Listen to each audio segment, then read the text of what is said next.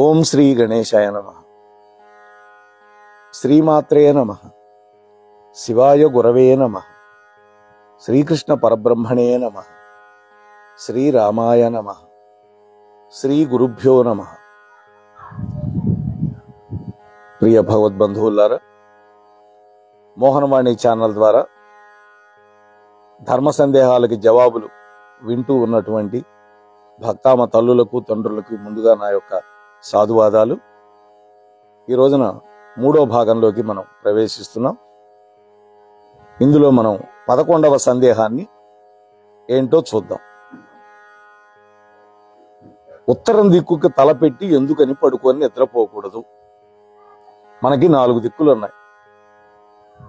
4 దిక్కుల్లో ఏ దిక్కున పెట్టుకొని తలకాయ పడుకోవాలి? ముఖ్యంగా ఉత్తర దిక్కుకు అస్సలు పెట్టుకోకూడదు. ఎందుకని? మన భూమికి గురుత్వాకర్షణ శక్తి ఉత్తర దక్షిణాలుగా ఎక్కువగా ఉంటుంది.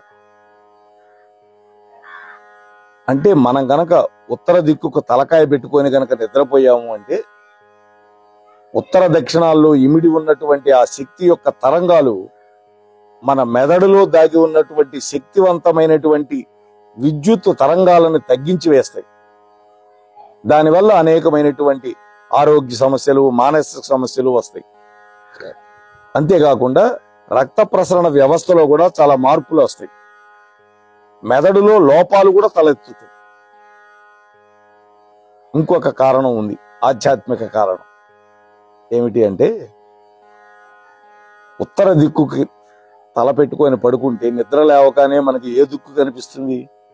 దక్షిణ దిక్కు కనిపిస్తుంది. అంటే యమస్థానం కనపడుతుంది. అందుకని పురాణాల ప్రకారం ఆ విధంగా చెప్పారు. సైన్స్ ప్రకారం ఇందాక చెప్పినటువంటి విషయం. అందుకని ఉత్తర దిక్కుగా తలకాయ పెట్టుకోకూడదు. అలా కాకుండా తూర్పు పడమరలుగా నిద్రపోతే మెదడు సుఖవంతమైన స్థానంలో ఉంటుంది, మెరుగుపడుతుంది, రక్త ప్రసరణ సరిగ్గా జరుగుతుంది, శరీరానికి నూతనమైన ఉత్తేజం కూడా వస్తుంది. అయితే మొట్టమొదటి ప్రిఫరెన్స్ దక్షిణం తలకాయ పెట్టుకోవటం ఒక్కటోది. రెండోది ప్రిఫరెన్స్ తూర్పు తల పెట్టుకొని పడుకోవటం. దక్షిణ దిక్కుకు పెట్టుకోవడానికి అవకాశం లేకపోతే ఆ రూమ్లో రెండో ప్రాధాన్యత ఏమిటి? పడమర వైపు తిరిగి తలకాయ పెట్టుకొని తూర్పు వైపు కాళ్ళు పెట్టుకొని పడుకోవాలి. ఇక 3వ ప్రత్యామ్నాయం ఏది అంటే పడమర వైపు శిరస్సు పెట్టి తూర్పు వైపు పాదాలు పెట్టడం. ఇది 3వది మాత్రమే. అంటే గొప్పది కాదు, అవకాశం లేకపోతే తప్పదు. అసలు ఉత్తరం వైపు మాత్రం అస్సలు పెట్టుకోకూడదు తలకాయ. అలాగే భోజనం చేసేటప్పుడు కూడా తూర్పు వైపు తిరిగి భోజనం చేయమన్నారు, లేదా ఉత్తరం వైపు తిరిగి భోజనం చేయమన్నారు. ఇక మిగతా 2 దిక్కుల గురించి చెప్పల.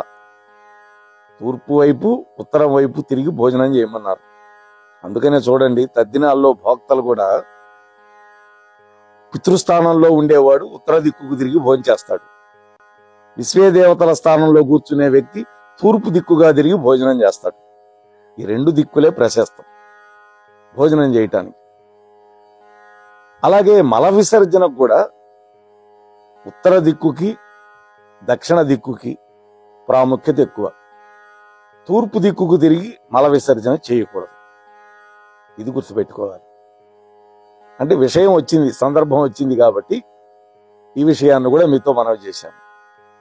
ఇక 12వ అంశం ఏంటంటే, స్త్రీ తనకంటే వయస్సు ఎక్కువ ఉన్నటువంటి మగవాళ్ళని ఎందుకని పెళ్లి చేసుకోవాలి? పూర్వకాలంలో అయితే వధూవరులకి 10 ఏళ్ల దాకా కూడా గ్యాప్ ఉండేది, 10 ఏళ్ళు కూడా. ఇవాళ ఆధునిక కాలంలో 1 ఏడు, 2 ఏళ్ళు, 3 ఏళ్ళు, అంతకంటే ఎక్కువ ఒప్పుకోవటంలా. కానీ భర్త కంటే భార్య మాత్రం ఏ పరిస్థితుల్లో పెద్దదిగా ఉండకూడదు. సీతారాముల మధ్య కూడా వయస్సు 6 ఏళ్ళు తేడా ఉంది అని కొంతమంది చెప్తారు. కొంతమంది 9 ఏళ్ళు తేడా ఉందని కూడా అంటారు. సరే, ఏదైనా సరే 6 ఏళ్లకు తక్కువ లేకుండానే ఉంది వాళ్ళ మధ్య కూడా. ఎందుకని? తనకంటే ఎక్కువ వయసు కలిగినటువంటి స్త్రీతోటి శారీరక సంభోగం చేయటం వల్ల పురుషుడికి శక్తి, ఆయుర్దాయం రెండూ తగ్గిపోతుంది అంటారు కదా. ఇది అసత్యం. దీనికి సరైనటువంటి తార్కాణం ఎక్కడా లేదు. స్వతహాగా చూస్తే స్త్రీకి సిగ్గు ఎక్కువ. కాబట్టి ప్రేమతో లాలించి బుజ్జగించాలంటే తనకంటే వయస్సులో చిన్నదై ఉండాలి. ఇంకొకటి, స్త్రీ సహజంగానే పురుషుడి కంటే దేహపరంగా బలవంతురాలు కాదు. కాబట్టి సంసారాన్ని తాను ఒక్కతే మొయ్యలేదు, ఎక్కువ కష్టపడలేదు. పైగా స్త్రీ గనక పెద్దదైపోతే భర్త కంటే కుటుంబం యొక్క భారం స్త్రీ మీదే పడిపోతుంది. మగవాడిదే కుటుంబ భారం అని చెప్పడానికి అనాదిగా ఈ ఆచారాన్ని పెట్టారు మన వాళ్ళు. అందువల్లే భార్య కంటే భర్తకి ఎక్కువ వయసు ఉండాలి అని మన పెద్దలు నియమం పెట్టారు. ఇంకొక విషయం కూడా ఉంది, లౌకికమైన విషయం. సహజంగా పిల్లల్ని కనేసరికి స్త్రీ త్వరగా కొంచెం వయసు మళ్ళింది లాగా కనిపిస్తుంది. ఎందుకని? అప్పటిగా 5-6 మంది పిల్లల్ని పుట్టేవాడు పూర్వం. ఇప్పుడంటే ఒకళ్ళు ఇద్దరేని అనుకోండి. ఆ కాన్పుల వల్ల ఆమె శరీరంలో ఉండే పటుత్వం తగ్గిపోయేది. దానివల్ల భర్తకు గాని పిల్లలకు గాని సేవ చేయటం కష్టం అవుతుంది. అదే తక్కువ వయసుతో ఉందనుకోండి, భర్తకు తొందరగా వృద్ధాప్యం వస్తుంది, భార్య కొంచెం ఇంకా గట్టిగానే ఉంటుంది. అందుకనే ఆ రోజుల్లో 10 ఏళ్ళు గ్యాప్ పెట్టేవాళ్ళు. ఇవాళ మన వాళ్ళు ఒప్పుకోవటం లేదు. కానీ ఇది కూడా ఒక కారణం.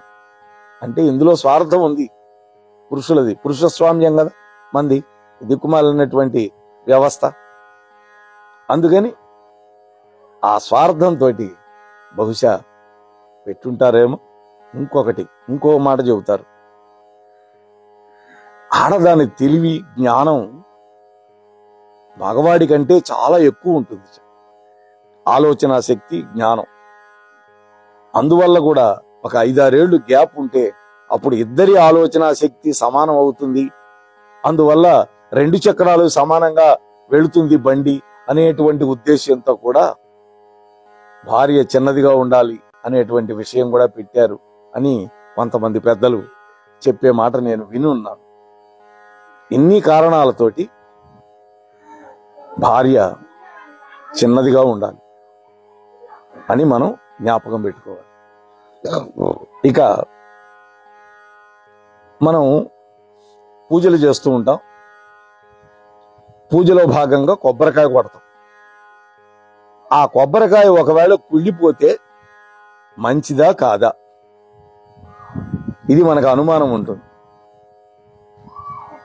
అయితే ఇప్పుడు కొబ్బరికాయను మనం ఏం సృష్టించలా. పోనీ ఆ షాపు వాడు ఏమైనా సృష్టించాడా? లేదు, వాడు తెచ్చి అమ్ముతున్నాడు. మనం కూడా ముక్కోటి ఏకాదశికి ఒక 60 డజన్ కాయలు తీసుకెళ్ళాం, ఒక కాయ కుళ్ళిపోయింది, దానికి మనం ఏం చేస్తాం? కాబట్టి పూజలో కొట్టినటువంటి కొబ్బరికాయ ఒకవేళ కుళ్ళిపోయినా దోషం కాదు, అపచారం అంతకంటే కాదు. మనం తెలిసి చేసిన పని కాదు కదా. దేవాలయాల్లో కొట్టే కొబ్బరికాయ కుళ్ళిపోతే వెంటనే ఆ కాయని నీళ్లతో శుభ్రం చేసి మళ్ళీ మంత్రోచ్చారణ చేసి ఒక మాదిరిగా ఉంటే వాడుకుంటారు, లేదంటే పక్కన పారేస్తారు. అంటే అక్కడ ఒకవేళ కొబ్బరికాయ కుళ్ళిపోతే ఆ దోషం కొబ్బరికాయదే, కానీ ఆ కొబ్బరికాయ తెచ్చిన వ్యక్తిది కాదు, అమ్మినటువంటి వ్యక్తిది అంతకంటే కాదు. అలాగే ఇంట్లో పూజ చేసేటప్పుడు కూడా కొబ్బరికాయ కుళ్ళిపోతే ఆ కుళ్ళిపోయిన భాగాన్ని తీసేసి కాళ్ళు చేతులు ముఖం కడుక్కొని పూజా మందిరాన్ని కూడా శుభ్రంగా కడిగి మళ్ళీ పూజ కొనసాగించవచ్చు. అలాగే వాహనాలు కొట్టే కాయ కుళ్ళిపోతే దిష్టంతో పోయినట్లే, దాని గురించి మనం ఆలోచించక్కర్లేదు. అయినా సరే మళ్ళీ వాహనం శుభ్రంగా కడిగి మళ్ళీ వేరే మంచి కొబ్బరికాయ తెచ్చి కొట్టి మన యొక్క మనస్సుకు తృప్తి కలిగేటట్టు చేసుకోవాలి. అంతేగాని కొబ్బరికాయ కొట్టాను, కాయ కాస్త గుళ్ళిపోయింది అని ఏడుస్తూ కూర్చొని దాని గురించి దిగులు పడి తర్వాత చేయాల్సినటువంటి పని అంతా మానుకుంటే దానికంటే మూర్ఖత్వం లేదు, అమాయకత్వం అంతకంటే లేదు. కాబట్టి మన చేతిలో లేనటువంటి పనికి మనం ఎందుకు అనవసరంగా ప్రాధాన్యం ఇచ్చి ఆలోచిస్తూ కూర్చోకూడదు అని ఈ విషయం మనం చెప్పుకుంటున్నాం. ఇక 14వ విషయం, విజయవాడ దుర్గమ్మ ముక్కు పుడకని ఆ ప్రక్కనే ప్రవహిస్తూ ఉన్నటువంటి కృష్ణామ్మ వచ్చి గనక అంటుకుంటే కలియుగం అంతమైపోతుందా? ఇది ఒక మాట కూడా సమాజంలో ఉన్నది. శ్రీ శ్రీ శ్రీ పోతులూరి వీరబ్రహ్మం గారు కాలజ్ఞాన గ్రంథంలో ఎన్నో విషయాలు రాశారు. ధూమశకటాలు నడుస్తాయని రాశారు. ధూమశకటాలంటే ఇప్పుడు మనం వాడేటటువంటి మోటార్ వాహనాలు, స్కూటర్లు, బస్సులు, ఇవన్నీ. అలాగే ముఖానికి రంగేసుకునేటటువంటి వాళ్ళు దేశ నాయకులు అవుతారన్నారు. పరిపాలించారు కదా ఎన్టీ రామారావు దగ్గర నుంచి ఎంజీఆర్ దగ్గర నుంచి. వీళ్ళంతా ముఖాలకి రంగేసుకున్న వాళ్లేగా, అంటే యాక్టర్లు. భర్త లేనటువంటి స్త్రీ రాజ్యం వెళుతుందన్నారు, ఇందిరాగాంధీ చేసిందిగా. తాగే మంచినీళ్లు కూడా కొనుక్కుంటారన్నారు. ఇవాళ 20 రూపాయలు పెట్టి లీటర్ నీళ్లు కొనుక్కుంటున్నాం. బ్రహ్మంగారు చెప్పినవన్నీ చాలా జరిగినాయి. విజయవాడ కనకదుర్గమ్మ ముక్కు పుడకని కృష్ణమ్మ అందుకుంటే కలియుగం అంతమైపోతుంది అన్నారు కదా. అంత ఎత్తున కృష్ణమ్మ ఎగిసి వస్తే ఇక భూమి మీద ఏమైనా మిగులుతుందా? ఆలోచించండి. కొండ ఎక్కడో ఎత్తుగా ఉంది, కృష్ణానది ఎక్కడో కింద ప్రవహిస్తుంది. కాబట్టి ఆ పరిస్థితి రావాలి అంటే ఆ పరిస్థితి వచ్చిన రోజు భూమండలం కూడా మిగలదు, అది మొత్తం జలార్ణయం అయిపోతుంది. యుగాంతమే కదా. ఇప్పుడు కలియుగం అయిపోతే 4 యుగాలకు అంతం అయిపోతుంది, ఒక మహాయుగం పూర్తి అవుతుంది. కాకపోతే ఇప్పుడు అల్లా జరగదు. ఎందుకని? కలియుగంలో ప్రథమ పాదంలోనే ఉన్నాం. ఇప్పటికీ కలియుగం పుట్టి 5200 సంవత్సరాలు మించి కాల 4,32,000 సంవత్సరాలు గడవాలి కలియుగం పూర్తి కావాలంటే. కాబట్టి ఇప్పుడే జరుగుతుంది అనేటువంటి విషయాన్ని పక్కన పెట్టండి. ఎన్ని జరగాలో ఈ లోకంలో ఎవడికి తెలుసు? కాబట్టి బ్రహ్మంగారు రాసినవి కొన్ని విషయాలు ఇప్పటికి జరిగాయి. ఇక రాబోయే రోజుల్లో ఎన్ని జరుగుతాయో. ఇప్పుడు వ్యాసుల వారు కూడా రాశారు, వెంపల చెట్టుకి నిచ్చినేసే వాళ్ళు పుడతారు కలియుగంలో అని. అంటే అంతటి మరగుజ్జువులు పుడతారు అని. మరి ఎప్పటికి జరుగుతుందో ఇవన్నీ మనం చూస్తూ ఉంటాం. ఇక ఇటీవలనే మన కార్తీక మాసం కూడా పూర్తయింది. కార్తీక మాసంలో ఆహారంతో పాటు ఏ పదార్థాలు తీసుకోకూడదు? ఉల్లిపాయ, ఇంగువ, ముల్లంగి, సొరకాయ, మునక్కాయ, వంకాయ, గుమ్మడికాయ, పుచ్చకాయ, వెలగపండు, సద్దన్నం, మినుములు, పెసలు, శనగలు, ఉలవలు, కందులు, ఇవన్నీ కార్తీకంలో వాడకూడదు. ఎందుకని? ఈ ఉల్లిపాయ అనేటువంటి దానికి కామాన్ని ప్రకోపింపజేసేటటువంటి గుణాలు కొన్ని ఉంటాయి పదార్థాలకి. ఇప్పుడు చెప్పుకున్న వాటికి బ్రహ్మచర్యం పాటించి భగవంతుడి యొక్క సమీపంలో మనం నోములు వ్రతాలు చేసుకునే సమయం అది, ఉపాసనా కాలం. దక్షిణాయనంలో వచ్చేది కార్తీక మాసం. మరి ఆ ఉపాసనా కాలంలో ఇటువంటి పదార్థాలు తినటం వల్ల మనలో తామసీక గుణం ఎక్కువైపోతుంది. దానివల్ల సత్వగుణం అణిగిపోతుంది. భగవంతుడి దగ్గర మన మనస్సు నిలబడదు. దానివల్ల మనం చేసే పూజకు గాని, వ్రతానికి గాని, ఉపవాస ధర్మానికి గాని విఘాతం కలుగుతుంది. అందుకని ఇటువంటి పదార్థాలకి దూరంగా ఉండండి అని చెప్పారు. అలాగే అష్టమి తిథి రోజు కొబ్బరికాయ కూడా తినకూడదు. ఆదివారం రోజు ఉసిరికాయ తినకూడదు. ఉసిరికాయ అంటే ఉసిరికాయతో చేసిన పచ్చడి కానీ ఏదీ తినకూడదు. ఆదివారం పనికిరాదు. ఇటువంటి నియమాలు కూడా మనకి కార్తీక మాసంలో ఉన్నాయి. రెండోది ఏ తిథి రోజు ఏది వర్జించాలి అనేది కూడా వివరంగా కార్తీక పురాణంలో ఉన్నది. స్థూలంగా మనం చెప్పుకున్నాం అంతవరకు. ఎందుకని వదిలిపెట్టాలో చెప్పుకోవాలి. వదిలిపెట్టాలి అని చెప్తే కుదరదు. ఎందుకని? ఇవన్నీ తామస గుణాన్ని, రజోగుణాన్ని ప్రకల్పితం చేసేటటువంటి పదార్థాలు. అందుకని వీటికి దూరంగా ఉండండి రా అని చెప్పారు తప్ప మరొక విధంగా కాదు. రెండోది, కార్తీక మాసంలో మన యొక్క జఠరాగ్ని కూడా చాలా మందంగా ఉంటుంది. ఆ మందపు జఠరాగ్ని ఇప్పుడు మనం పుచ్చుకునేటటువంటి ఈ శనగలు, పెసలు, ఉలవలు, కందులు ఇవన్నీ బలమైన మాంసకృతులు ఉండే పదార్థాలు. వీటిని అరిగించాలంటే ఎంతో శక్తి కావాలి శరీరానికి. అందుకని తేలిగ్గా అరిగేటటువంటి పండ్లు, ఫలాలు, పాలు ఇలాంటివి మాత్రమే పుచ్చుకోమన్నారు. అది అన్నమాట. కాబట్టి ప్రతి దాంట్లో ఆరోగ్య సూత్రం ఉంటుంది. ఆరోగ్య సూత్రాన్ని నేరుగా చెబితే మనం వినము. అందుకని మన యొక్క హిందూ ధర్మానికి జోడించి చెబితే మన మనస్సుకు పట్టుకుంటుంది. ఇక్కడ నా ఉద్దేశం ఏంటంటే, కేవలం ఇవి వద్దు అని చెప్పడం కంటే వాటిని తినడం వల్ల మనకు వచ్చే నష్టం కనుక తెలిస్తే ఆరోగ్యపరంగా నష్టమే, ఆధ్యాత్మిక పరంగా కూడా నష్టం. ఎందుకని? మన ఉపాసన నిలబడదు. అందువల్ల ఆరోగ్యం సరిగా జీర్ణించుకోలేని పరిస్థితి ఉంటుంది. అందువల్ల మనం వీటన్నిటికీ కూడా దూరంగా ఉండాలి అని మన పెద్దవాళ్ళు చెప్పేటటువంటి విషయం.